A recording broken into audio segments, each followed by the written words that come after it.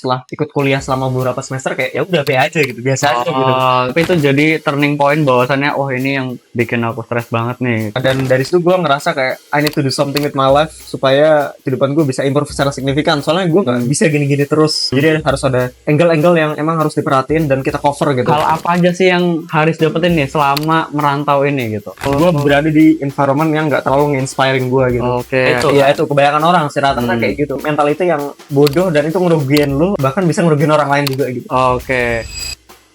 Ya kita bakal bahas gimana cara kalau buat Haris tuh katanya poin yang mau disampaikan adalah gimana cara perubahan mental seseorang ya? Iya, mental model gitu. Karena kan setiap kerangka berpikir orang tuh berbeda-beda gitu. Ketika mereka lahir, mereka tuh punya interpretasi yang berbeda-beda dalam menjalani kehidupan. Dan gua rasa ini adalah salah satu hal yang krusial gitu. Karena ketika kita hidup kan lu butuh semacam guide atau panduan lah, navigasi berpikir.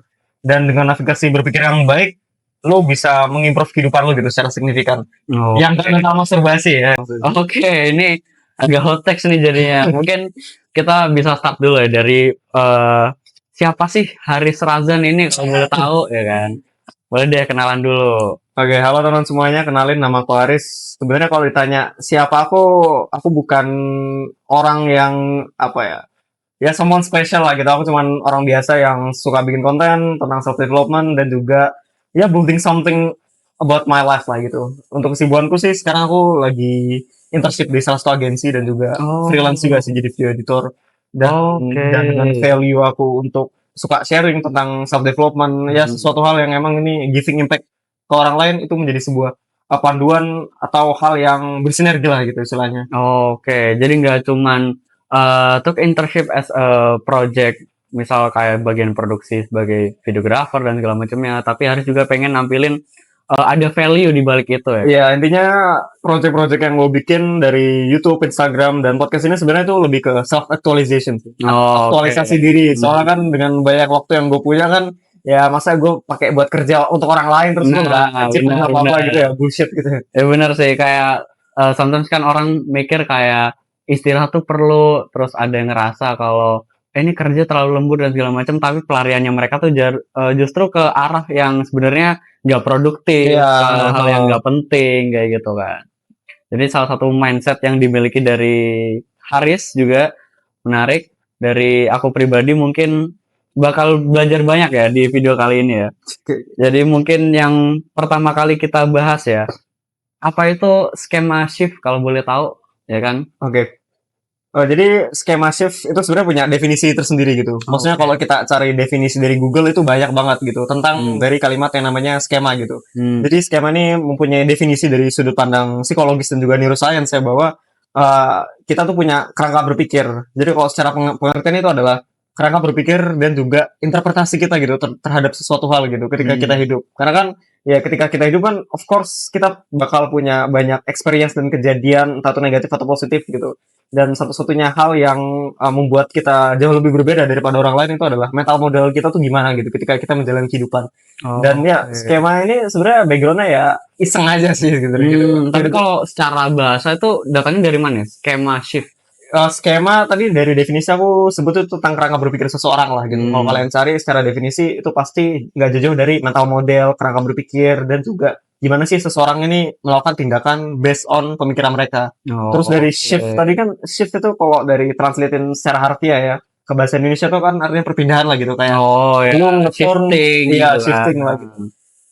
Oke, mungkin harapannya dari Haris sendiri tentang skema shift ini bakal dibawa kemana sih? Ya semoga aja bisa jadi podcast yang gak mental masturbate lah gitu. Maksudnya podcast yang benar-benar ngasih practical step buat orang-orang di luar sana gitu. Jadi gak cuma sekedar bahas-bahas sesuatu hal yang terlalu berat dan ya kayak masalah isu pemerintahan, masalah korupsi polisi dan segala macamnya yang terlalu ya sebenarnya nggak masalah sih. Cuman kan gue nge-cover angle dari emang praktikal kehidupan kita sehari-hari karena kan banyak data yang kayak banyak Gen Z yang pengangguran, banyak Gen Z yang ngerasa kayak purposeless banget dan hopeless gitu karena banyak hal yang mereka pelajari di dalam dunia perkuliahan, di dalam dunia sekolah itu kayak ada beberapa hal yang outdated nih gitu, ada yang mismatch gitu. Benar. Gue rasa dengan ngebangun podcast ini bisa ngebantu orang lain juga gitu dari segi kerangka berpikir mereka gitu supaya mereka punya daya saing gitu.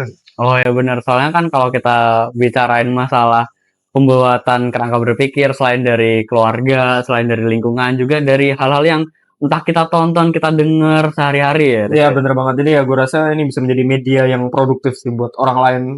Oke. Jadi itu kurang lebih tentang skema shift ya dari Haris sendiri.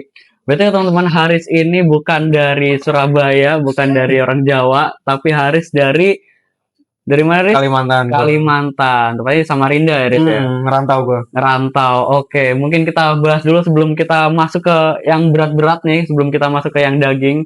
Buat pengantarnya dulu, hal apa aja sih yang Haris dapetin nih selama merantau ini gitu? Oke, jadi ngerantau nih lah salah satu hal yang menurut gue semua orang wajib lakuin sih gitu. Oke. Maksudnya dalam tanda kutip, ya of course lo harus punya resourcesnya, lo harus punya money dan segala macam, itu kan salah satu hal yang emang gak bisa kita lupain gitu. Bener. Jadi untuk masalah nilai gue ngerantau, gue ngejelasin dulu ya kenapa gue ngerantau, ya kuliah gitu. Dan gue ngerantau itu karena gue memang pengen keluar dari ini sih, lingkungan gue yang terlalu repetitif dan monoton gitu. Maksudnya gue tinggal di sana juga nggak terlalu punya banyak temen, terus dari kehidupan, lifestyle, orang-orang di situ nggak gimana-gimana lah gitu. Kayak gue berada di environment yang nggak terlalu nge-inspiring gue gitu. Oke, Nah, sebenarnya gue kan yang ngapain gue kuliah keluar negeri kalau di sana keluar pulau gue gitu. Kalau di situ ada universitas kan. Ya udah gue ngerantau ya itu buat itu sebenarnya untuk memperluas perspektif kerangka berpikir, dan juga gue pengen kenal orang baru. Dan ya ini kan Surabaya, which is kota metropolitan kan. Iya. Di kota metropolitan tuh ada banyak banget peluang yang bisa gue temui gitu, dan itu bener banget sih selama gue di Jawa itu banyak banget peluang yang terbuka gitu. Jadi ya alasan ngerantau sih sebenarnya buat kuliah, tapi di satu sisi gue pengen lebih dari itu sih gitu. Jadi banyak banget experience yang bisa diambil nih di Surabaya lebih tepatnya ya. Iya. Jadi kayak nggak cuman apa ya, sebenarnya kan yang bikin kita dapat self develop ya as a karakter itu nggak cuman hal-hal menarik atau hal-hal baik yang kita dapat, tapi juga banyak dinamika nih. Iya, betul. Ada sedihnya gimana ke pressure-nya sebagai apalagi perantau kan, Riz ya. Dari luar pulau datang ke Surabaya, pasti yang diomongin paling pertama sama teman-teman harus bisa ngomong janto kayak gitu kan. Ya, harus ngomong bisa ngomong Jawa. Kata pertama tuh. Kata pertama, baru yang kedua bahasa Jawa gitu. Tapi sampai sekarang udah bisa belum ngomong janco dengan logat Jawa? Nggak bisa sih, maksudnya lidah gue nggak senatural itulah. Oke. Kalau dipaksain juga jatuhnya malah cringe gitu, terlalu memaksakan gitu. Makanya ini agak beda nih antara aku sama Haris nih ya. Haris dari tadi pakai gue lo, sedangkan aku cuma pakai aku, kamu, Haris segala macam. Karena aku merasa emang ya aku pribadi Jawa pure, jadi nggak tahu nih gimana cara bawainya. Cuman kalau misal dibilang Haris seorang perantau ya, itu hal apa aja sih yang udah Haris dapetin nih? Mungkin dari sehari pertama, seminggu pertama, atau setahun pertama nih. Kurang lebih udah berapa tahun, Riz? Gue ngerantau, kita kan satu angkatan kan, berarti sudah 2 tahun 5 bulanan deh. Oke, berarti baru waktu kuliah ini ya? Masuk baru waktu kuliah deh. Oke, jadi gimana nih selama setahun pertama tuh dapetin apa aja nih di Jawa? Jujur selama ngerantau sih banyak banget yang gue dapatkan ya. Karena kan tadi gue sempat mention kayak semua orang harus ngerantau buat memperluas kerangka berpikir dan self developmentnya gitu. Pertama, gue lebih banyak belajar tentang yang namanya self management sih. Jadi seni untuk kita nge-manage diri sendiri. Karena kan ketika lu ngerantau lu kan sendirian, literally pure sendirian. Gue di Surabaya ini juga nggak ada keluarga gitu, maksudnya pure bener-bener sendirian. Jadi dari situ gue belajar untuk manajemen diri, kayak waktu 24 jam gue nih mau dipakai buat apa sih gitu. Karena kan dengan lu nggak punya sebuah figur gitu, maksudnya lu jadi otoritas lu sendiri gitu. Iya, nggak ada yang nge-backup gitu. Iya, lu ngebangun diri lu sendiri, lu harus bisa nge-manage financial lu gimana untuk lu bisa survive selama beberapa bulan ke depan, selama beberapa minggu ke depan. Terus ya lu juga harus ngemaksa diri lu untuk nyari-nyari teman sih. Maksudnya nyari teman di sini dalam tanda kutip yang secara kualitas tuh bagus, dan lu bisa kayak ya memancing diri lu untuk jauh lebih produktif gitu, dan memikirkan diri lu secara jangka panjang. Karena ketika lu hidup sendirian kan lu pasti bakal mikir at the end of the day nggak bakal ada yang nyelamatin gue gitu. Orang tua kita bakal meninggal dan segala macamnya, dan gue rasa itu ngebantu nge-shift mentality gue untuk lebih mandiri dan nggak ketergantungan sama orang lain sih. Jadi ada point shiftingnya benernya kan. Intinya lu harus ngebangun peluang lu sendiri gitu. Lu nggak bisa nunggu sampai lulus kuliah. Ya kayak itu terlalu monoton sih menurut gue. Dia banyak yang ngerasa kayak, wah Aku kerja ntar aja deh. Yang penting kan sekarang masih kuliah nih. Fokus sama kuliah dulu, sama main-main segala macam. Baru ntar abis lulus baru cari kerja gitu. Ya itu menurut gua mindset yang bodoh sih. Itu mindset yang sorry itu sih goblok banget ya. Soalnya ya dunia sekarang kan udah berubahnya cepet banget ya. Oh iya Dunia benar. sekarang makin kompetitif dan Benar, benar, kalau lu benar. nggak punya semacam unique selling point atau sesuatu hal yang menonjol dari diri lu, entah itu dari track record yang baik atau kompetensi yang di atas rata-rata gitu ya, lu nggak bakal bisa bersaing gitu. Malah jatuhnya jadi pengangguran dan Iya, ya itu you become nobody. benar. Jadi kalau misal ngomongin masa kerjaan nih, Dres. Aku ada sempat waktu semester 1 kalau nggak salah ya, join di salah satu wedding organizer dan aku waktu itu ngerasa aku yang paling muda emang. Oh iya. Jadi waktu itu aku masuk di semester 1 atau pertengahan antara semester 1 atau semester 2. Jadi aku masuk sebagai kru termuda pada saat itu. Terus aku ngerasa, wih ini aku berarti nggak wasting time sama sekali nih. Aku ngerasa aku udah pakai waktuku dengan baik. Tapi berjalannya waktu, ada nih kru baru yang dia ternyata masih SMA. SMA gila Masih sih. SMA, gila. Jadi dia masih SMA tapi dia cari kerja dan segala macam ya. Jadi dia udah cari experience dari mungkin dia belum genap 18 tahun ya atau belum genap 20 tahun. Dia tuh udah berani buat coba hal baru. Dia Keren. udah berani buat mungkin mendalami skill yang dia punya kayak gitu sih. Itu mentalitas yang wajib semua orang praktekin sih. Iya benar. Maksudnya kita kan sumber ilmu pengetahuan tuh yang signifikan menurut gua nggak cuma dari buku, tapi juga dari experience. Kayak lu bisa ngelakuin apa karena dari experience kan lu ngadepin banyak masalah, ngadepin banyak anjir lah kenapa gue kayak gini gitu. Dan lu akhirnya lu sadar gitu kalau masalah ini semoga nggak keulang ke depannya gitu. Oh iya, Jadi ya terakumulasi. iya benar. Jadi biasanya kalau kita bilang pembelajaran paling baik adalah experience gitu kan. Betul. Kalau kita bilang masalah experience tuh kita bisa tahu salahnya tuh di mana, benernya di mana. Kita bakal di next time ya di waktu selanjutnya kita bakal tahu gimana cara menanggulangi kesalahan sama memperbagus apa yang udah baik gitu. Iya betul kayak gitu sih lebih tepat.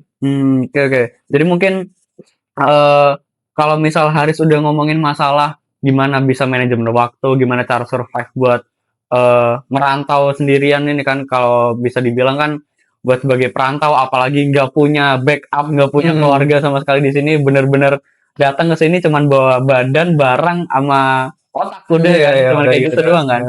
Nah, tapi sepanjang perantauan ini ya sampai sekarang dalam 3 tahun ini tuh ada keresahan apa aja sih yang baru muncul ketika udah merantau di Surabaya? Ini keresahan secara karakteristik karakter gue ya. Oke, boleh. Untuk masalah keresahan ketika gue udah ngerantau selama 2 tahun ini sih mungkin lebih ke ini kali ya. Tantangan gue ya. Selama ya untuk improve diri lu itu adalah masalah waktu sih. Jadi ya beberapa waktu gue mungkin sempat terbuang sia-sia gitu. Maksudnya kenapa gue nggak ngelakuin ini dari awal gitu. Dan itu baru sadar pas gue udah kuliah selama beberapa tahun gitu. Misalkan ya lo tahu sendiri lah zaman sekarang kan dunia makin banyak distraksi gitu. Iya benar. Sosial media dan segala macamnya dan itu membuat perspektif dan cara berpikir gue tuh sempit gitu. Kayak zaman sekarang tuh orang jarang banget ngelamun gitu. Lu ngelamun, lu berkontemplasi kapan? Ngelamun tuh biasanya mentok-mentok kalau mau tidur kan. Itu pun jarang loh. Biasanya ada kan teman-teman yang misal kalau mau tidur scroll TikTok dulu, buka IG dulu, sampai ketiduran kan. Oke, ngelamun tuh kalau aku terakhir kapan deh? Kayaknya sih 2 hari lalu deh. Ngelamun. Itu pun karena gak ada kerjaan. Jadi kan sekarang kita tuh apa ya? Jauh lebih menghindari kebosanan lah gitu. Padahal kebosanan itu kan baik bagi diri kita gitu. Gue nggak bakal ngebangun podcast kalau gue nggak bosen gitu. Oke. Dan ya gue rasa itu sih keresahan gue. Tantangannya itu adalah kita harus jauh lebih banyak nge-embrace kebosanan dalam tanda kutip. Ya udah lu mau nih untuk menantang planning lu, visi lu, kerangka berpikir lu ke depannya untuk apa sih? Soalnya kan lu hidup sekarang itu untuk ya 5 years ke depan lu bakal gimana? Ya benar. Jangka panjang, long term thinking. Soalnya kalau dibilang zaman sekarang tuh apa yang kita planning sekarang tuh emang harusnya berdampak buat entah seminimalnya sebulan ke depan kayak atau berapa bulan ke depan. Kayak misal kita sekarang emang masih kuliah nih, tapi kan kita harus develop gimana caranya kita sekarang tuh udah punya skill yang bakal dibutuhin sama perusahaan nanti lah. Atau kita bakal bikin sesuatu ke depannya kan. Gitu sih. Tapi kalau buat Haris sendiri nih, selama menghadapi keresahan-keresahan tadi, titik apa sih yang bikin Haris ada di titik terendah banget nih? Aduh, untuk masalah lost point sih ini sih lebih ke purposeless dan gue kehilangan arah gitu. Soalnya kan Oke. ketika sebelum kuliah gue berharap gitu bahwa dengan gue kuliah gue bisa mendapatkan banyak hal lah gitu, banyak hal informasi yang bermanfaat untuk gue selama beberapa tahun ke depan gitu. Hmm. Tapi di satu sisi ada kekurangannya juga sih ketika kita semua kuliah kan pasti ada di dalam sistem tuh ada kayak semacam kesenjangan mulai dari kayak Oh iya, dosen yang benar-benar. jarang masuk, Ah. terus materi yang diajarkan itu apa ya? Mungkin dari dosen itu kurang apa ya? Punya materi yang bisa diajarkan dengan bahasa yang mudah dimengerti gitu. Hmm. Terus ya banyak hal lah, banyak hal sih. Kayak gue nggak terlalu ngerasa signifikan gitu setelah ikut kuliah selama beberapa semester kayak ya udah be aja gitu, biasa aja gitu. Tapi itu jadi turning point bahwasannya, oh ini yang bikin aku stres banget nih. Kayak Ya, ternyata perubahannya nggak sesignifikan itu. dan dari situ gue ngerasa kayak I need to do something with my life supaya kehidupan gue bisa improve secara signifikan. Soalnya gue nggak Hmm. bisa gini-gini terus kuliah. Maksudnya dengan Oke. kuliah gue nggak bakal bisa ngubah apa ya secara signifikan banget gitu. Hmm. Jadi harus ada angle-angle yang emang harus diperhatiin dan kita cover gitu. Kayak misalkan lu kan nggak cuma sekedar kuliah, tapi ikut WO, lu ikut apa event-event dan segala macam. Iya. Dari situ kan lu belajar banyak dan Hmm. gue rasa itu bisa menjadi sebuah pengalaman yang memberikan lu pelajaran supaya kedepannya kesalahan itu nggak bakal terulang gitu. Gitu Hmm. sih. Jadi sebenarnya aku ngerasa nih di tengah-tengah ngobrol kita ada beberapa hal yang menjadi yang sama gitu, hal-hal yang sama. Kayak kurang lebih kalau misal aku ambil garis besarnya, kita tuh sama-sama orang yang dinamis sebenarnya. Iya, iya, iya. Kita suka lompat sana situ ini bukan karena nggak nyaman gitu, karena emang kita suka sama experience barunya, kita suka sama lingkungan yang baru, kita suka mempelajari hal-hal yang sebenarnya buat kita sendiri itu emang sebagai self develop karakter kita, gimana kita nanggulangin masalah, gimana kita menyikapi sebuah problem. Kurang lebih eh pikiran kita tuh mungkin lebih ke arah gimana sih caranya kita survive di berbagai macam bidang gitu, entah di financial, entah di manajemen waktu dan segala macamnya itu kan. Soalnya banyak mahasiswa yang berpikiran secara dangkal sih. Maksudnya kayak misalnya lu ngerantau nih gitu, lu punya kesempatan untuk nge-explore beragam hal gitu, tapi ya udah waktu lu terus ruang eksplorasi lu itu cuma sebatas kuliah doang, terus lu pulang nggak produktif, nongkrong di warkop sampai tengah malam dan segala macam. Ya lu nggak ngelakuin suatu hal yang emang ini ngebentuk diri lu bener-bener gitu. Nah, Kuliah kan lu cuma duduk dalam kelas presentasi itu kan nggak not a big difference sih. iya sih bener. Jadi sebenarnya kayak salah satu problemnya juga kayak yang dibahas tadi, kayak materi yang ada di kuliahan itu ternyata nggak yang sesignifikan itu ngerubah diri gitu Iya, kan. tapi ya di sini bukan berarti kita anti kuliah ya. Benar. Kuliah ngebantu kita kok. Kuliah Hmm. yang ngasih kita fondasi berpikir yang baik. Tapi kan ya kehidupan kan ketika lu udah lulus, ketika lu udah terjun ke realita kan nggak cuma sekedar kuliah gitu, banyak yang harus diperhatiin. Ya kayak waktu kita masih sekolah itu kan kita sering dibilangin tuh bahwasanya dunia kuliah tuh kita belajar tuh nggak cuma di ruang kelas gitu kan. Kita Betul, betul. belajar gimana sih berkehidupan sosial yang sebenarnya gitu kan. Iya, iya. Itu Jadi sih, iya, poin itu. yang kita hadapin tuh kayak waktu kita misal problem waktu SMA, mungkin problem sama temen doang, sama pacar, misal sama guru dan segala macamnya, sama keluarga malah. Kalau waktu udah lulus nih, kita udah masuk ke dunia kuliah tuh problemnya lebih luas lagi. Betul, Kita betul. menghadapi saingan-saingan entah dari teman-teman SMK yang udah lebih jago secara teknikal, entah teman-teman yang sebenarnya mereka udah kerja lama cuman ambil kuliah karena cuman butuh sertifikat doang. Iya, Yang dimana dia udah lebih matang secara teknikal, secara mental, secara fisik mungkin ya. Mereka Betul. lebih matang. Jadi yang kita hadapin tuh lebih banyak lagi aspek ketika kita menjalani dunia perkuliahan ya, Riz. Betul, gitu sih. Itu mindset yang bagus buat dipraktekin. Jadi mungkin setelah obrolan-obrolan tadi ya, Riz ya, kita udah bahas masalah keresahan di dunia sekarang tuh kayak gimana, terus kurang lebih pola pikir yang bisa kita terapin ya sekarang ya. Nah, kalau misal dibilang dari titik terendah untuk kembali lagi ke titik kalau bisa dibilang settle ya mungkin. Oke, I see. Ke mental yang settle lagi. Misal kita ada misal teman-teman yang nonton ini karena ngerasa aku mental breakdown banget nih entah habis putus kah, Iya, iya, I habis see. ditinggal keluarganya atau segala macem. Itu gimana sih, Riz, buat kamu gimana cara mental itu bisa settle lagi dari titik nol ke titik yang sebetulnya? Oke. Menarik sih.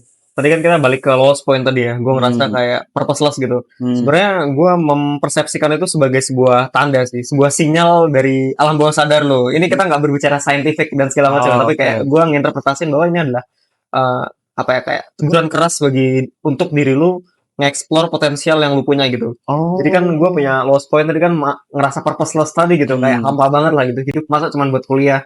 Dan pada akhirnya di situ dari lowest point itu gue ngedengerin tuh, gue dengerin dan dari situ gue melakukan kontemplasi lah istilahnya kayak terus apa nih next stepnya yang gue bisa lakuin dan step ini bisa ngebantu gue di 5 tahun ke depan gitu.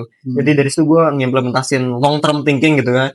Kayak gue selalu memikirkan worst case scenario gitu. Jadi kalau misalkan ada orang yang mikir, oh lu harus berpikiran positif segala macam, ya nggak salah. Tapi itu sebenarnya apa ya, bikin lu delusional dan halu gitu. Bahwa, paham. ya gue agak nggak setuju sih masalah lu harus berpikiran positif, mulu itu nggak setuju gitu. Dari situ gue memikirkan worst case skenario kayak misalkan ya ekstrim sih tapi ya itu bisa jadi dorongan buat gue lah. Kayak misalkan gue bisa jatuh miskin, gue nggak bisa makan gitu, gimana kalau misalkan bapak mama gue meninggal tiba-tiba di hari yang sama gitu kan ekstrim banget, tapi itu ngebantu gue untuk kayak fuck I need to do something in my life lah gitu. Jadi awal mulanya ya udah gue iseng-iseng bikin konten, gue ngupload di YouTube, ngerekam pakai HP apa adanya lah gitu. Dari situ gue mulai ke expose dengan editing software gitu ya, walaupun gue ngeditnya nggak gimana-gimana ya, tapi di satu sisi gue nyoba dan ya dari situ experience-nya terakumulasi dan ngebantu gue untuk improve lebih jauh gitu. Dan pada akhirnya itu membuat metal gue jauh lebih settle. Gara-gara gue nyoba dan udah experience apa yang gue pengen kan, kayak failure dari gue nggak bisa ngedit akhirnya jadi bisa. Terus gue ngomong di depan kamera yang awalnya belibet banget akhirnya jadi lebih lancar lah gitu sih. Yang awal kayak masih gitu kan. Tapi menarik nih kalau misal bahas punya pola pikir gimana caranya worst case skenario ini bisa tertangani gitu. Iya betul. Kalau misal mau sharing nih boleh. Kalau dari Hari sendiri gimana nih worst case skenario dalam hidup yang udah misal worst case-nya kayak gini, aku bakal gini. Jujur worst case skenario yang menurut gue paling krusial dan selalu gue pikirin itu adalah jatuh miskin sih sebenarnya gitu. Maksudnya ya of course gue anak yang privilege gitu. Gue secara finansial nggak punya problem, nggak punya struggle sama sekali gitu. Alhamdulillah. Tapi di satu sisi kayak nothing lasts forever. Itu sih yang gue tanamin. Jadi secara worst case skenario ya sekarang kita bisa punya apa aja. Lu bisa punya HP, lu bisa punya duit. Tapi kan itu kan nggak bertahan secara jangka panjang gitu. Maksudnya lu harus ngehunting, lu harus nyari itu gitu secara jangka panjang, mulai dari lu kerja tadi, mulai dari lu ikut pengalaman. Jadi itu sih nothing lasts forever dan lu harus bisa ngantisipasi itu karena banyak orang itu telat ketika mereka sadar gitu. Ketika mereka telat gitu. Harusnya gue nggak ngelakuin ini tapi udah terjadi dan konsekuensinya nggak bisa diputar balik dan pada akhirnya lu harus nanggung konsekuensi itu sendiri gitu sih. Dan dia nggak mikirin jangka panjangnya setelah itu. Iya itu kebanyakan orang sih rata-rata kayak gitu. Mentality yang ya bodoh dan itu ngerugiin lu bahkan bisa ngerugiin orang lain juga gitu. Mungkin kalau misal worst case skenario ya, yang pernah aku pikirin itu kalau misal aku jadi buronan se-Indonesia. Ini pernah nih pikiran liar liar. Kayak ini ketika aku lagi bosen banget, terus tiba-tiba kepikiran inilah, kepikiran itu, terus sampai saking gilanya bahas masalah worst case skenario ini, kalau misal aku jadi buron se-Indonesia gimana ya?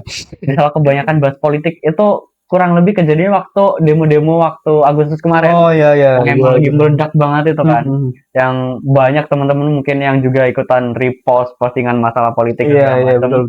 Tuh aku sampai kepikiran sampai sana. Akhirnya aku ngerasa, oh ini kalau misalnya jadi buronan politik atau buron di Indonesia, aku bakal lari ke sini, aku bakal keluar negeri, aku bakal jadi imigran gelap dan segala macam. Tapi ya itu kalau misal jadi worst case skenario deh. Tapi kurang lebih aku udah cari link-link orang-orang yang bisa aku cari sih nanti. Jadi misal kalau jadi imigran gelap ya, tapi jangan sampai lah ya. Jadi imigran gelap ke Amerika misal gitu. Cuman ya semoga nggak terjadi lah kurang lebih. Tapi mungkin buat Hari sendiri ya, setelah kita bahas banyak banget worst case skenario, kita bahas juga apa aja yang udah jadi keresahan Hari selama merantau ini, terus gimana cara settle kembali dari titik terendah tadi ya. Hal apa aja sih yang seharusnya kita lakuin tuh biar kita kuat mental. Jadi tanpa harus menghadapi problemnya dulu, kita udah siap gitu orang. Kalau bisa dibilang bahasa gampangnya mental baja kurang lebih ya. Itu kayak gimana sih, Des? Sebenarnya kalau masalah mental, masalah siap nggak siap, sebenarnya kita tuh nggak akan siap gitu loh. Maksudnya ya secara teknis ketika lo ingin memulai sesuatu hal, of course mentality lo pasti nolak gitu. Soalnya kan itu di luar dari zona nyaman lo dan bukan one of your traits lah gitu. Oke. Jadi untuk kita bisa ngadepin masalah mental tadi ya sebenarnya ya coba gitu, kayak give it a fucking try dan ya udah berusaha untuk nggak ngedengerin impostor syndrome lo gitu. Semua orang kan punya impostor syndrome dan satu-satunya hal of course nggak nyaman gitu, kayak itu bukan bagian dari diri kita, tapi ya satu-satunya hal sih lu harus ngelawan gitu. Jadi gue baru baca, ini menarik sih, itu relate. Jadi kan ini gue baru baca buku Chimp Paradox. Ini ada bukunya sih di sini. Ada. Boleh nih. Nah ini gue baru baca nih buku Chimp Paradox. Jadi intinya baru baca beberapa halaman sih. Jadi intinya dia ngejelasin bahwa di dalam otak kita tuh sebenarnya ada monyet yang dalam tanda kutip ini yang membuat diri kita bertindak impulsif gitu. Kita nggak berpikiran secara jangka panjang, kita reaktif lah gitu. Kayak misalkan lu ada masalah sama orang gitu, terus lu sebenarnya masalah sepele gitu, tapi di dalam diri lu tuh emosi gitu. Wah, kebukin aja lah orang itu gitu ya. Lu ngeluarin emosi secara belak-belakan gitu. Terus pada akhirnya setelah reda gitu masalahnya, lu malah nyesel gitu. Nah sebenarnya di bagian emosi lu yang lu marah-marah tadi itu adalah monyet gitu. Monyet dalam tanda kutip kayak insting survival lu lah gitu. Karena lu terancam gitu sih. Oke, menarik nih. Pas banget ya. Dan mungkin buat teman-teman ya yang mau beli bukunya nih, apa nih, The Chimp Paradox ya. Nulisnya ini beli di mana Riz kalau boleh? Wah, ini gue nge-thrifting sih. Jadi ada aduh, boleh sebut merek nggak ya? BBWC lah, BBWC. BBWC. Aman lah ya, masih podcast. Buku-buku ini nggak ada di Gramedia soalnya. Itu kayak gue baru lihat juga sih. Ini bahasa Inggris. Bahasa Inggris. Oke, ntar tapi menarik sih. Dulu nih, boleh nih. Itu dijelaskan dengan bahasa yang nggak terlalu scientific. Jadi bahasa UK ya, dari UK nih. Iya. Ini buku yang bagus banget sih. Secara mentalitas lu baca untuk ngebangun fondasi berpikir gitu tentang diri lu. Oke, menarik nih. Ada visualnya juga loh. Jadi nggak cuma kayak buku nih tebel banget isinya tulisan doang. Enggak, ini ada gambar monyetnya beneran nih. Iya. Ada gambar monyet jump to an opinion gitu kan. Wih, menarik nih, boleh nih. Iya, jadi sebenarnya ya lu tau lah, kita kan secara evolusioner apapun itu jenisnya, kita kan berasal dari monyet gitu. Dan ya gue lumayan setuju sih tentang insting survival kita tadi, kayak itu impulsif dan segala macamnya. Jadi sebenarnya otak kita tuh, diri kita itu sebenarnya gak sepenuhnya diri kita gitu sih. Ya, jadi kayak masih ada beberapa hal yang ngerasa ya sebenarnya kalau di otak itu kita ngerasa pengen berubah, kita pengen update akan sesuatu. Cuman kadang tuh kalau misal kita pisah deh, ada feeling, ada logic. Kalau misal kita bilang logiknya bilang kayak gitu, kita ngerasa feelingnya kayak wah nggak usah lah buat apa gitu. Iya benar itu sih. Itu hal yang bikin capek doang. Pada akhirnya nggak ada apa-apanya sih kayak gitu kan. Oke. Itu ya mungkin yang jadi poin menarik nih yang dibahas di buku The Chimp Paradox ini. Chimp Paradox. Jadi mungkin salah satu referensi Haris buat bentuk mindset dan segala macamnya itu ya. Tapi mungkin ada nggak sih referensi selain bacaan buku ya, selain bacaan fisik, apa aja sih selain dari experience juga? Oke. Sebenarnya selain dari baca buku dan experience, ada satu hal sih, podcast sebenarnya. Podcast. Jadi gue dulu kayak ya lah kayak self development autistic gitu. Kayak kerjaan gue cuma baca buku, nonton konten self development, nge-gym ya, pokoknya gue fokusin, sebenarnya memang gue lagi fokusin untuk membangun diri sih gitu. Maksudnya dengan tidak terlalu banyak hal kayak kerja-kerja gini ya. Jadi gue literally fokus untuk ngebangun diri gue dari segi mental, fisik, dan juga pemikiran gitu. Dan habits yang gue lakuin sih waktu itu dengerin podcast, dan podcastnya nih lebih ke segmented gitu. Jadi podcast namanya tuh ada Andrew Huberman, terus ada podcast kayak Andrew Tate juga. Andrew Tate juga. Iya, pokoknya podcast tentang mentality dan scientific neuroscience gitu, supaya kita punya gambaran sama diri kita gitu. Karena itu sih satu hal yang ngebuat kita lebih maju itu kan gimana cara kita memahami gimana mekanisme kita bekerja gitu. Kayak itu tadi kayak Chimp Paradox, lu ngerti bahwa ya memang diri kita nih sepenuhnya bukan diri kita gitu. Oke, I see. Jadi mungkin ya memang ngurangin sosialisasi bukan karena benci sama orang gitu kan, tapi karena emang mau self develop tuh kayak gimana dulu biar supaya nanti ke depannya bisa jauh lebih baik gitu ya. Iya gitu sih. Oke, mungkin kalau dari versiku nih Riz, aku kan bukan orang yang suka baca banget, bahkan kalau bisa dibilang buku tuh nggak banyak yang aku baca, cuman banyak sih buku yang aku ngerasa menarik, dan juga aku ajak teman-teman yang lain juga buat baca buku yang aku baca gitu. Cuman kadang itu aku ngerasa kayak kalau misal aku mempelajari suatu hal itu cuman melalui entah video, entah podcast dan segala macam, aku tuh ngerasa kayak ini apakah beneran relate nggak sih sama yang sebenarnya terjadi. Jadi kadang tuh aku juga dive into society gitu. Aku juga lompat ke misal ke tongkrongan A, tongkrongan B, tongkrongan C, atau mencoba membuat tongkrongan baru gitu misal. Jadi ada beberapa kali aku main ke kedai-kedai kopi ya, karena aku ngerasa beda kedai kopi sama coffee shop ya kan. Kalau misal kedai kopi kan kita masih bisa tuh ngobrol luas entah sama Iya, barista. kualitasnya beda. Kualitasnya beda juga. Jadi kalau misal ngomong soal service itu kadang aku ngerasa lebih nyamannya di kedai-kedai kopi. Nah, kalau dari kedai kopi itu kadang aku bisa ngeliat nih kayak gimana sih society yang kebentuk di kedai ini, society yang kebentuk di kedai ini. Jadi aku mempelajari dari sosoknya langsung gitu. Jadi kadang tuh kalau misal podcast ya kita dengerin apa yang orang itu ngomong kan. Kurang lebih kayak gitu sih, Riz. Jadi aku dengerin apa yang orang ngomong tapi secara langsung gitu. Jadi aku bisa ngelihat hasilnya kayak gimana, terus gimana sih cara dia nyampainya, seberapa pede sih dia nyampain apa yang dia utarakan gitu kan. Jadi lu mengobservasi orang gitu ya, lingkungan environment. Nah gitu, jadi aku ngerasa skopnya bisa lebih luas nih. Tapi mungkin teman-teman kalau misal lebih preferensi dengan caranya Haris juga boleh gitu kan. Ya misal kayak mager banget nih, masa harus banget ngopi, masa harus banget ketemu orang gitu kan. Bisa juga dengan cara Haris kayak baca buku, nonton podcast ya kan. Learning by doing juga bisa. Kalau misal cara aku sendiri juga boleh, kayak misal kalian main ke beberapa tempat, misal kalian bersosialisasi di sana, kalian ngobrol di sana, itu juga bisa gitu kan. Gak ada cara yang jelek ya Riz ya kalau sebenarnya nggak ada yang cara yang jelek dan mungkin tantangannya ketika kita ngebangun diri kita masalah baca buku self development itu lebih ke distraksi kali ya, kayak ya banyak orang sekarang kan beberapa nggak tahan baca buku, banyak orang sekarang banyak nggak tahan nonton video konten panjang gitu.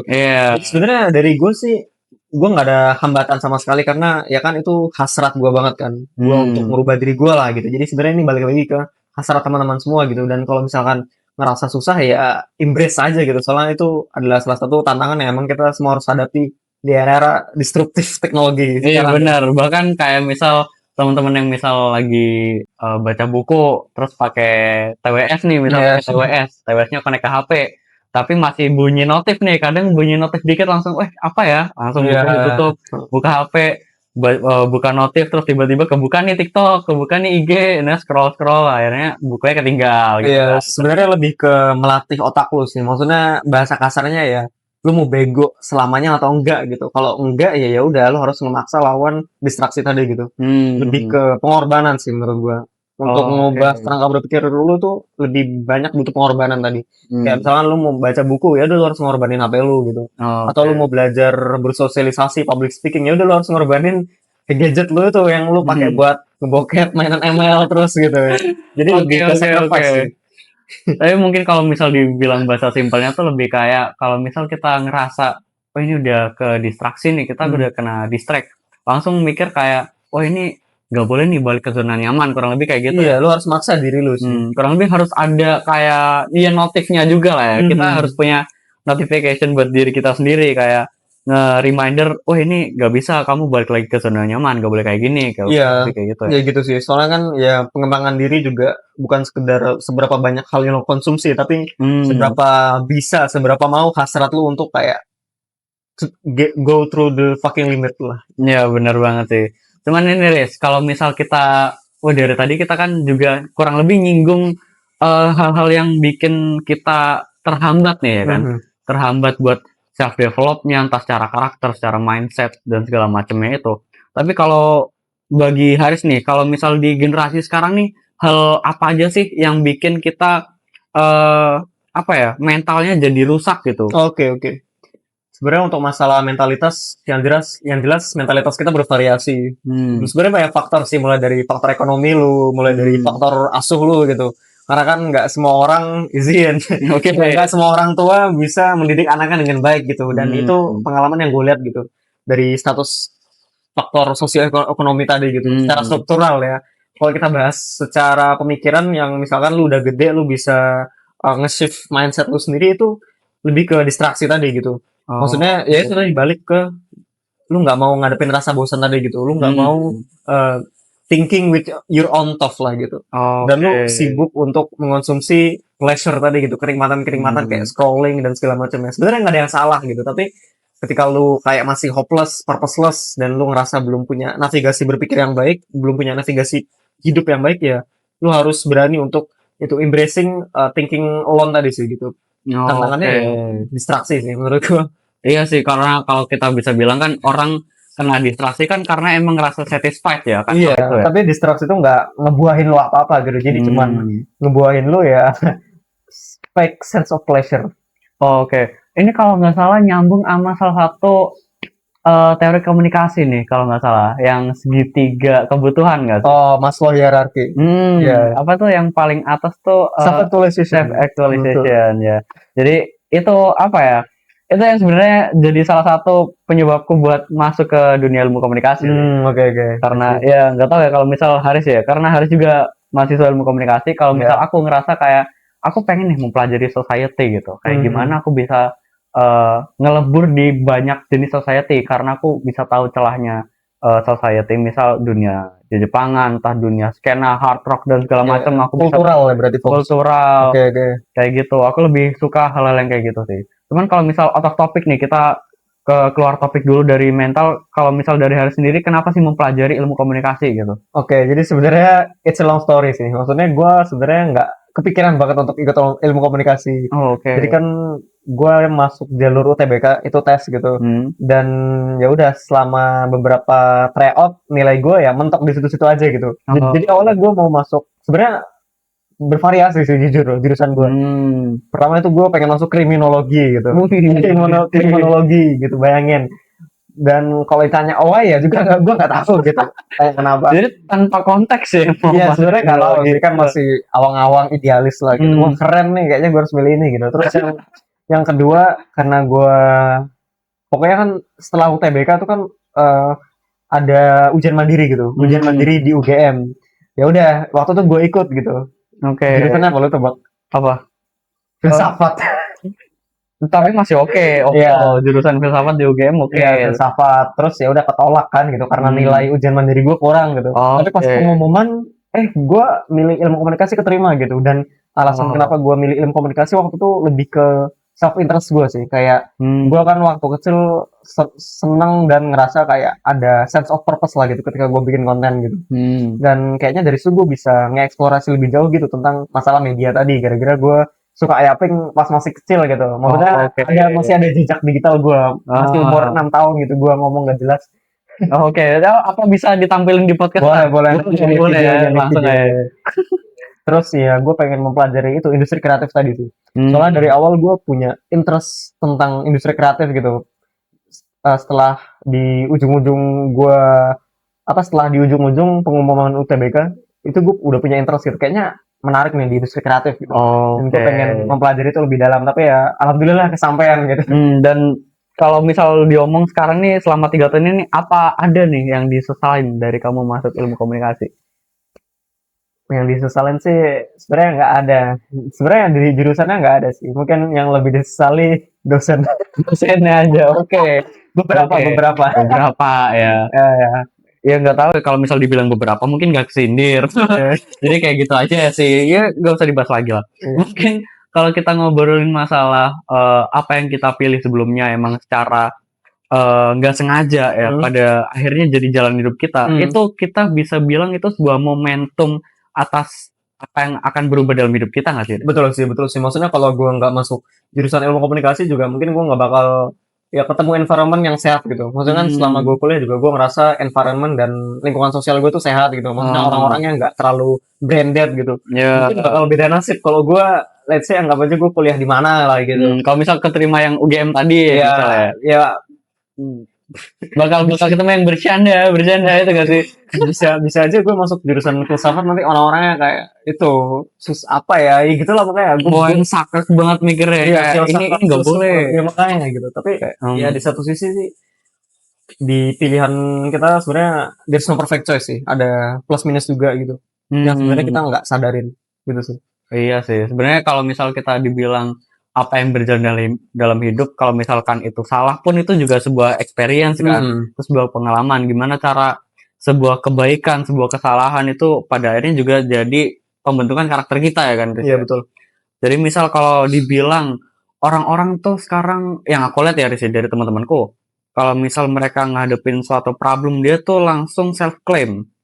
Ada contohnya nggak? Contohnya kayak misal ya dia ngerasa dia tidurnya udah nggak ini nggak sesuai jadwal lagi. Hmm. Kemudian dia ngerasa juga sering sedih. Terus dia mungkin sering ngerasa overthinking dan segala macam. Dia langsung ngeklaim bahwasanya dia lagi anxiety gitu.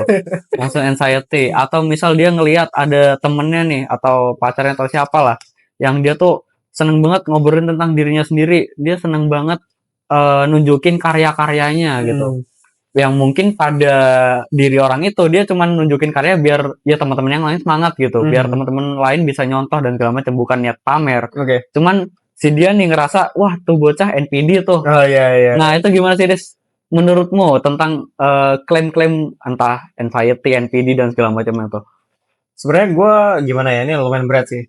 Cuman untuk masalah klaim-klaim gitu sih, dari masalah anxiety tadi, mungkin lu mau ngobrol sama orang gugup dan segala macamnya. Sebenarnya gimana ya, gue nggak terlalu memikirkan hal itu sih. Maksudnya let it flow aja. Jadi ketika lu punya sesuatu hal dan sebenarnya lu juga harus tahu diri dan aware sih. Mungkin ini lebih ke lingkungan kali ya gitu.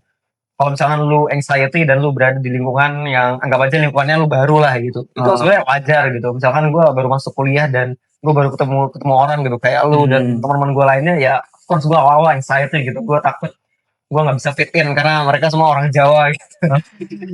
Iya sih bener deh kan. Secara bahasa, secara berpikir mungkin beda, tapi ya di satu sisi selama berjalannya waktu ya udah fine aja gitu. Untuk masalah kayak NPD tadi itu sebenarnya tergantung lingkungan lu sih. Kalau misalkan lu punya semacam karya gitu dan karya lu ini udah effort banget gitu dan lu pengen obrolin, ya udah obrolin aja. Sebenarnya lebih ke lingkungan environment sih. Dan kalau lu berada di lingkungan yang lu mamerin karya lu mamerin sesuatu hal tapi mereka mental crap dan segala macam itu ya lu di lingkungan yang salah. Ya mungkin kayak ngerasa orang-orang tuh gampang nunjukin gampang nunjuk suatu problem itu as a disease gitu kan, sebagai penyakit kayak dia pasti anxiety orangnya, dia pasti NPD, dia pasti gini gitu.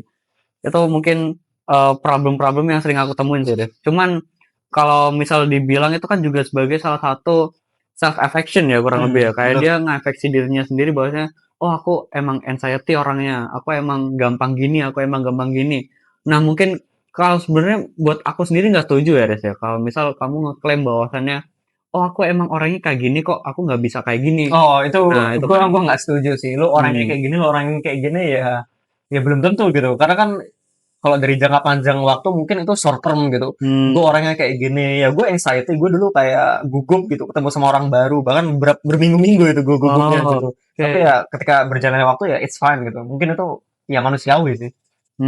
Jadi itu bukan nggak bisa diklaim sebagai sebuah penyakit gitu ya, sebuah mental disorder gitu ya. Enggak. Kebanyakan orang zaman sekarang tuh terlalu self claim dan dramatis sih. Iya, dramatis banget dikit-dikit. Ya, lu ngerasa gugup, lu nge-self claim diri lu anxiety gitu. Terus lu emosi naik turun, lu nge-self claim lu bipolar dan Iya. Oke, iya sih bipolar nih, lupa ke mention juga nih bipolar. Sebenarnya ya bingung sih gue jawab, tapi intinya bisa jadi klaim yang lu sampaikan itu palsu, maksudnya false lah gitu, false claim. Karena ya emang kita bukan expertise ke bidang gitu ya kan. Mau ngeklaim diri lu kena bipolar ya lu ke psikolog kan. Iya, kalau bisa ya langsung ke ahlinya lah ya kan. Gak bisa kayak nurut standar, kalau di kata TikTok nih ya, kalau ada karakter yang gini, wah ini NPD. Kalau yang gini, wah ini orangnya bipolar kayak gitu. Ya, apalagi kata ChatGPT nih. Iya. Wah, ChatGPT terakhir tuh aku tanya masalah sakit ini, Rit. Masalah sakit, pokoknya demam, terus ada sakit di tenggorokan, itu langsung dibilang TBC. Parah deh. Ya berarti waktu lu nggak lama lagi. Nah itu waktu bener ke rumah sakit itu cuman ini sakit tipes, ini sama amandel, ini kasih obat ini udah selesai sembuh 2 minggu lah. Kayak gitu doang, Riz. Padahal waktu tanya ke GPT, ke Google misal, parah banget klaimnya. Agak bahaya tuh kalau bisa dibilang ya. Ya intinya sih zaman sekarang lu harus punya mentalitas jangan terlalu percaya lah gitu. Sebelum ahlinya yang ngomong gitu. Bener. Informasi zaman sekarang kan gampang banget, kayak kita udah di daerah yang sangat kaya informasi gitu. Dan kebanyakan orang tuh terlalu nelan mentah-mentah sih. Itu yang bikin mereka bego gitu, kayak Timothy Ronald. Kayak Timothy Ronald ngomong apa ya, sebenarnya gue nggak masalahin Timothy Ronald sih, ada Ya. memang insight yang bermanfaat gitu, tapi kan banyak bocil-bocil yang drop out dari sekolah gitu, drop out dari sekolah untuk fokus kripto dan segala macamnya, itu terlalu bego sih. Ya, itu salah satu minusnya kita kekayaan informasi ya pada Iya. ada DFK ya, ada Hmm. disinformasi, fitnah, kebencian ya kan. Ya mungkin yang lebih kasihan tuh bocil-bocil sih, mereka kan masih polos, belum punya Hmm. kerangka berpikir yang matang lah gitu, Oh ya. jadi ya mungkin lebih apa ya, harus aware ke mereka juga sih gitu, kita Minta semua harus aware lah. filtrasinya ya Iya, kan. filtrasi bocil-bocil ini belum terlalu matang gitu. Itu sih yang gue khawatirkan sih. Iya sih, kayak kalau misal kita ada lihat ada Clippers nih yang Hmm. emang dengan sengaja ngambil klip yang obrolan yang hot text banget nih, obrolan yang Iya. kontroversial banget.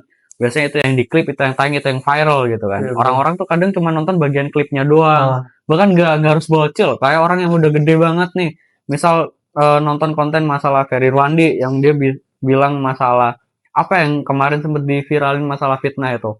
Eh Pokoknya sampai hampir dipolisikan ya kalau nggak oh salah, iya, hampir iya, iya. dipolisikan, dan pada akhirnya di breakdown masalahnya ternyata ya itu cuman salah satu klip yang emang dengan sengaja dipotong, di framing lah kurang lebih ya bahasanya. Kayak gitu sih. Ya itu mungkin problem-problem juga yang kita jalani selama ini ya, Riz ya. Selama entah kamu berkuliah, selama kita ya berkehidupan di tahun-tahun generasi sekarang ya. Tapi mungkin nih, Riz, setelah kita ngobrol masalah mental development, kita bahas masalah gimana cara kita settle dari titik nol ke titik yang semula, gimana cara kita ngadepin problem, terus hampir banyak masalah mental yang kita bahas ini. Kalau as a closing statement nih buat Oke, oke. kita ngakhirin, karena kurang lebih durasinya ini kita udah hampir sejam ya kurang lebih Iya, ya. iya. Kita enggak ini takutnya teman-teman nih yang nonton, wah ini nggak bisa nih nonton podcast lama-lama nih, kayaknya harus nonton yang short version nih, harus Iya, diklik nih kayak gitu. iya, harus diklip gitu. Kayak gimana, Riz? Closing statement, Riz, kalau boleh. Closing statement sih ini lebih ke pesan gue untuk audiens sih, terutama Oke. Gen Z. Ya saran dari gue dan juga dari experience gue sebenarnya itu adalah embrace kejelekan sih. Maksudnya Oh. ketika kita ingin memulai sesuatu kan, lu pasti punya imposter syndrome, lu punya limiting belief lah gitu, bahwa oh gue nggak jago ini, gue nggak jago A B C D E F G, dan ya ketika lu mau mulai sesuatu pasti ada aja seseorang yang ngomong di otak lu gitu, bahwa gue nggak bisa, padahal ya lu bisa ngelakuin hal itu gitu. Dan bisanya artian ya lu harus tetap mencoba dan konsisten gitu sih. Oke, jadi itu closing statement dari Haris ya teman-teman ya. Jadi gimana sih seorang Haris ini yang awalnya dari Samarinda terus dia merantau ke Surabaya, Iya. dia mempelajari banyak dinamika sosial yang ada, dia mempelajarin hal yang seharusnya ini bisa improve lebih, ternyata nggak sesuai ekspektasi dia embrace untuk melakukan hal yang lebih dari itu ya kan. Ya sebenarnya gue juga ya I'm nobody lah gitu. Tapi seiring berjalannya waktu gue belajar dan gue berani jelek, tadi mulai dari bikin konten, gue berani jelek public speaking gitu depan kamera di awal video gue. Itu sebenarnya part of proses yang orang itu sekarang udah lupa dan mereka nggak mau lakuin hal itu lagi gitu. Padahal itu krusial dan memang harus dilewati gitu. Kita semua harus melewati fase jelek gitu. Bahkan dari fase kejelekan ini, ya contohnya gue bisa keterima beasiswa revolusi. Oke. Oke, nih menarik nih. Kalau misal mau tanya-tanya lagi nih masalah Haris nih, langsung aja. Kalau misal boleh tahu nih sosial media Haris nih, apa nih? Instagram deh kalau Ya, boleh. klik aja deh Haris JN gitu, @harisjn. Nih hostnya kalau mau follow Nizar FTH gitu. Nah, kalau mau follow aku juga boleh nih, zarfat__ ya. Kalau misal mau tanya masalah beasiswa Malaka, ini ada Haris ya kan, ada Haris Razan nih di sini. Jadi selain CEO skema shift ya kan, banyak banget lah capaian-capaian yang udah beliau laluin gitu. Iya itu masih relate kok. Masih relate. Mulai jelek dan pada akhirnya perfection itu lu bisa dapatkan ketika lu udah lalui kejelekan-kejelekan itu. Oke. Itu sih. Jadi itu dia podcast kita pada episode kali ini ya. Kita bahas banyak banget. Jadi thank you banget Haris udah. Oke, thank you Nizar udah Yo, ini sebenarnya aku sih yang datang nih ke tempatnya Haris ya. Iya. Jadi thank you banget Haris udah undang aku sebagai host ya. Iya, Kan? lu kalau mau jadi narasumber boleh sih. Oke, mungkin ya di next episode ya. Iya. Jadi mungkin teman-teman komen aja kalau misal punya cerita atau mau sharing-sharing juga boleh. Kalian langsung aja entah di komen, entah langsung DM di Instagramnya Skema Shift ya. Ada Iya. Instagram Skema Shift atau Instagramnya Haris juga boleh langsung. Boleh kalau misal mau cerita tentang mental health atau mau cerita entah masalah gimana sih aku dulu berkembang dari yang awalnya 0 kemudian menjadi 100 atau berapa gitu kan. Boleh banget. Jadi misal ada yang mau jadi host boleh nggak, Riz? Jadi host narasumber apa host ini? Jadi Oh, host. jadi host. Kayaknya enggak deh lu aja. Oke, mungkin ya hostnya antara kita berdua ya sama ini Iya. nanti yang bakal ngelit gimana berjana podcast. Jadi kalau misal teman-teman yang mau datang bisa as a narasumber gitu kan, bisa as a guest. Jadi segitu aja episode kita kali ini. Thank you banget buat yang udah nonton ya. Terima kasih udah stay selama, hampir sejam nih kurang lebih harus ya. 50 menit tuh. Oh iya 50 menit. Thank you banget yang udah dengerin dari awal. Minta maaf kalau misal kita ada salah kata atau perbuatan juga. Iya. Jadi thank you. See you next episode.